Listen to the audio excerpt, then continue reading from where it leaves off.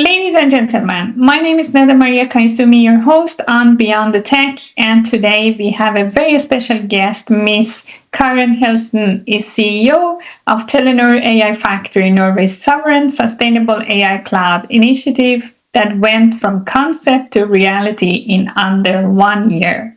She brings more than 25 years in telecom industry across Nordics, Asia, and Eastern Europe, and her current focus blends green computing, data sovereignty, and responsible deployment of AI for industry. Welcome to the show, Ms. Kaaren. Thank you, Neda. Great to be here with you. Thank you. Let's start from the beginning. You've led across finance, operations, and multiple markets before stepping into CEO roles. What through line in your career best prepared you to build something as novel as Telenor's AI Factory? I don't think anything can prepare you for you to build something like this. I mean, this is all to do with innovation, I would say. But I think it's really... the key thing here is really making things happen. How do you turn an idea, a vision, into execution, and then that gives results? So as you said, finance, operation, all these experiences, at the end of the day, you need to be able to show the bottom line, they give results, that an idea can really happen. And it means sort of taking risks, taking bets, believing in something, prioritizing it, and then sort of, as I said, showing results. Thank you. And this is very good for people to hear, because usually people out there has kind of bias toward women and how they can execute something, but you're brilliant at that. I really love it. Which experience, Sweden, Eastern Europe, or Asia, most changed how do you think about scaling technology at all national level? I don't think I would say either one of them has taught me one thing sort of in particular. But again, I think it goes back to everything you do, taking an idea and a vision. And I think it's very easy to build something small. But I think the trick is absolutely how do you scale it? And I think that is, in every country, I think I've worked in 8 or 9 different countries. Every country has its own regulations, its own rules, its own cultures, its own way of work, its own views to things. But I think what everything has in common, as I said, you need to make things happen and you need to prove it. And it's a way of adapting and driving around it. And you can have, one culture and one set of rules and regulations. And it's how do you navigate yourself around that? Yeah, you've probably seen it yourself. And it's like you can go in and have like a perfect blueprint that has worked in one market, and maybe from a technological side of things, yes, it can work, but then it's sort of the cultural elements are different in every market, or maybe there's a different set of rules that can be interpreted differently. So you have to be able to sort of iterate and learn and explore and find out what fits best, even if you're at the end of the day you're implementing the same technology. And you bring me to a next question that I actually didn't have on my list, but it's interesting because you say that you sort of adopt and find out your way. So being in different countries, experiencing different people and different culture, how that can impact the responsible AI solution, because different things can be either good or bad in different countries. And I think that is, the most important thing, certainly that I try to do personally, is that you have to have respect for the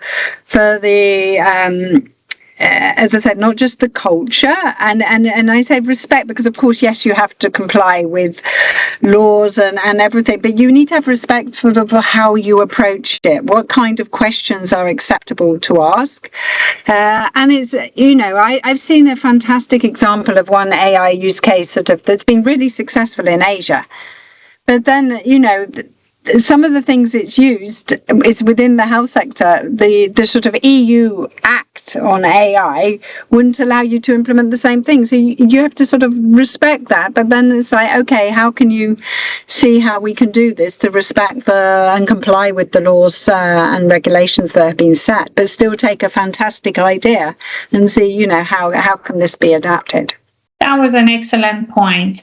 You also spearhead Telenor's tower business. What did the infrastructure leadership teach you about the foundation AI actually need? I would say, first of all, without maybe stating the obvious, that, to build sovereign and secure infrastructure is not easy. It's complex. And what I mean by sovereign and secure infrastructure is like, how do you build an infrastructure that is sort of can operate within the country, within the bounds of the country and the borders that it has?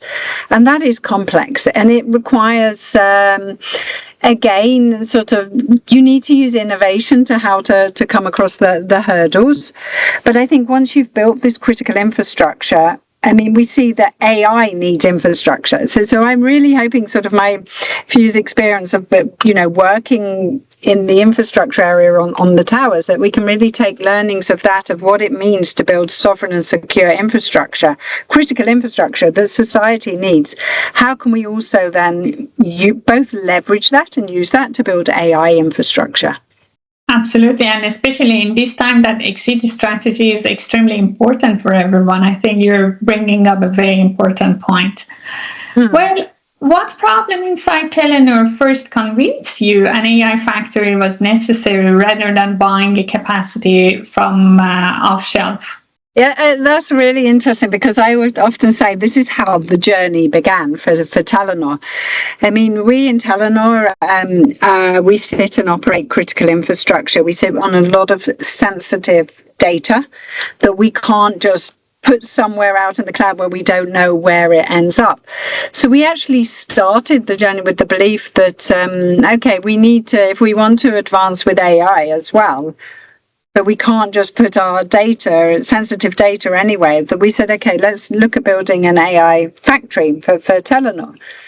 And it was quickly then when we sort of started to build it and took the idea and a vision that we saw there's probably other customers that have the same need. This is complex. We in Telenor sit in this fantastic opportunity with, I would say we have over 170 years of experience sort of operating and building critical infrastructure that, how can we also work with other companies, organizations that also have sensitive data, can run in the AI factory? So again, it started off with a known need of Telenor, and then we saw very quickly that building this wasn't easy, but then, we could actually help other companies and industries in Norway also accelerate on their AI journey. Absolutely. Very well said. From idea to launch in the 1 year, it's kind of a rare thing, especially when talking about big things like AI factory. What two decisions accelerated the build for you? I would say, I mean, to be honest, when I look back, I was thinking, crikey, how did we manage? And also, but the one thing we said, I mean, speed is the name of the game. I mean, this is everything around AI is moving at insane speeds. I mean, we've never seen things develop and evolve as quickly. So from early on, when we started, as I said, everything started off as a belief and a vision that, with our partner with NVIDIA and Telenor, to really build a sovereign and secure and sustainable AI factory. And then saw that, okay, we could sit and plan months and months and months, and then sort of maybe 2-3 years down the line launch something. By then, I think all our assumptions would have changed and been run. So we sort of very early on said, okay, speed is a priority over perfection. We always have with the team, we always say roughly right is better than precisely wrong. And here is what we then decided to do, that we would launch what we call an MVP product. So we built, first of all, a very small cluster of GPUs, not like the huge numbers that you hear and see in many press releases. We thought, now let's start with this. Let's offer a very sort of a minimal viable product and actually find some customers that wanted to then pilot with us, and we could actually learn and co-create together with the customers. And to me, this has been an absolutely fantastic learning. A lot of frustrations. My team often say to me, can we have one day without problems? But I say that problems is what we learn from. And so we now have, I think we now have 9 customers as of today that we are co-creating with. We're learning with them, we're then building, and we're now preparing to scale the AI Factory based on these iterations that we are doing with customers live on our site. That was very great. I hope that it inspires our listeners that the speed is everything, because that's my personal strategy as well. Well, when you picture sovereign AI from Norway and Nordics, especially now everybody is talking about exit strategy, what capabilities must be on home soil and why? What do you think about that? Yes, well, I would say the biggest, again, before I sort of maybe jump into that, the biggest sort of shift before sovereignty was maybe a rule or regulation. Now it's become a feeling. And there is a lot of emotions that come in when we have dialogues with different organizations. And it's quite interesting because then, as you know, when it's sort of, you have business rationale, but then you have the emotional parts in it, and it becomes a very, I would say, sort of quite a wide dialogue around the sovereignty aspects of it. But I think what's really important is that there isn't an either or. And, you know, companies should have hybrid sort of cloud strategies. You know, I speak to some organizations and it's like, yeah, but we've been working on cloud strategies for years. We're going to put everything in the cloud. And others saying, no, we have to have things on-prem. And this is where we talk in dialogue, and it all comes down to the data. And it's like, where can the data be? Where do you want the data to end up? And it's all about, you know, AI factories are basically factories manufacturing intelligence. And I know you may have spoken about it before, Neda, but I often compare it to the Industrial Revolution.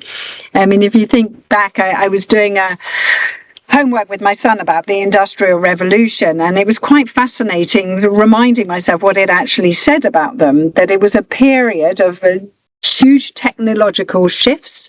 It was a period that really dramatically changed society, forced us to work differently, or us back then it was. And I see this is the same with AI. That is sort of, you have factories now manufacturing intelligence, and then we have to think, but where do you want that data? Where do you want that information manufactured? Is it okay to put it in the cloud somewhere, or does it need to be, you know, in the same country that you are operating your business in? I think you're correctly emphasizing on data, and I've listened to you before. You also emphasize on data sovereignty and green computing. What governance controls or design choices are non-negotiable when it comes to AI Factory? I think, you know, I've heard so many times people saying that, you know, AI is going to solve climate change, and then AI is not good for the environment. So, you know, when we talk about sovereign AI factories, we end up talking a lot about sovereignty and security, but there's also that third S, which is sustainability. And my personal both belief and passion, and it's a must that we have to also think, when we talk about responsible AI, we also have to think about the climate and the environment part as well. And this is why it's sort of really super important when we're building the AI factory. We can't forget that, because it's very easy to forget that. You get carried away in the sort of realms, as I said, of innovation, security, sovereignty. But if you take the sustainability bit, that's sort of both to do with, you know, what energy do you use? Is it renewable energy use? And what do you do with the excess heat? We all know these machines use a lot of power and produce a lot of excess heat. So these are things that one has to take a stand for as well. And when we talk about responsible AI, sustainability must be part of that as well. Absolutely, and you bring me to the very important point, and that is responsible AI. So let's say when a customer asks you, how do we know that this is responsible AI? So what evidence or metrics do you put on the table first to convince them, yeah, with regard to security, energy, sustainability, auditability, or bias testing, we are responsible? Do you have any KPI to show the customers? I wouldn't say, I mean, to be very, very open, the dialogues are still maturing around that. I think if you go to 10 different people and ask for 10 different definitions of sovereignty or responsible AI, you would get 10 different answers. So I think overall the dialogues are maturing. I think that's a fact, but I would say maturing in a good way in that. I think, what's important, again, when we speak to different companies and organizations, that I wouldn't say there's any particular order. When it comes to sovereignty, it's always, the ownership, where and actually looking at the flow of data. Where does the data end up? And that's everything from where it's being stored to where it's being produced to, if you are monitoring it. So I mean, there's sort of very many elements. So that's really one thing that we say. When it comes to security, that is, again, where, I mean, we in Telenor, we use what we call our defendable architecture. And I think this is, you need to have all the different lines of defense. And security comes in different shapes and forms. You have physical security, cyber security, personal security. I mean, there was one customer that sent us over a list of 136 security questions. And this is really, really important to the customers. So it's important to us. And I think, we have to, security there is built a lot on trust, but you also have to prove all the different elements of security. It's not just one area. And the last around the sustainability, again, is sort of showing, and this is where I would really like, parameters to evolve on this, again, is showing, what energy do you use, where's the output, what materials are used. So again, this is something that is maturing and evolving. But I would say all three areas are equally important. I totally agree.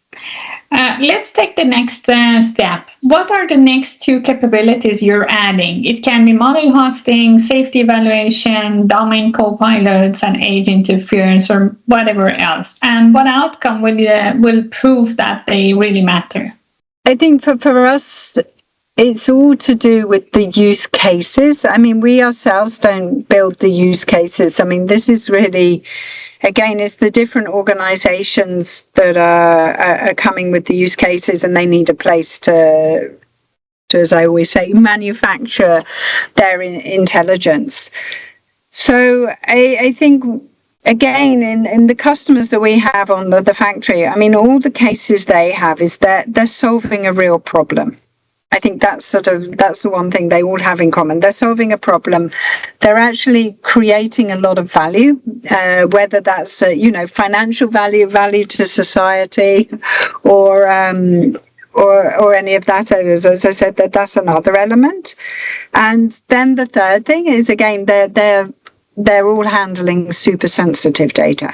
So to answer your question, what's next? What's the next one? I think that has to be driven by what are the needs, and this is why we always say the technology guys hate it when I say this. I always say, I want us to build what the customers desire and want, not what we think is technically cool.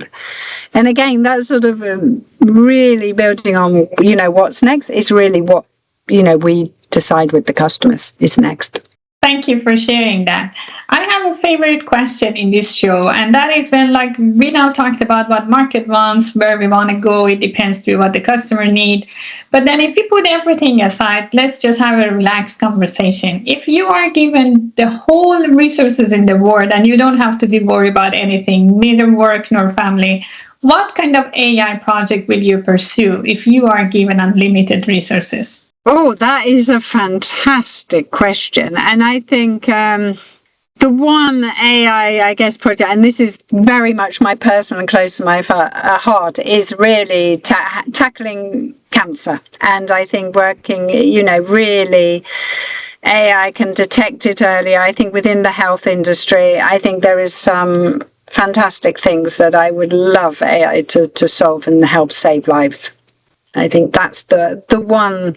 If you say you can have one pet project you could really work with, and I know there's already so many people doing so many good things, but I see cancer takes so many lives of so many people close to me that, as I said, I would love AI to really solve that.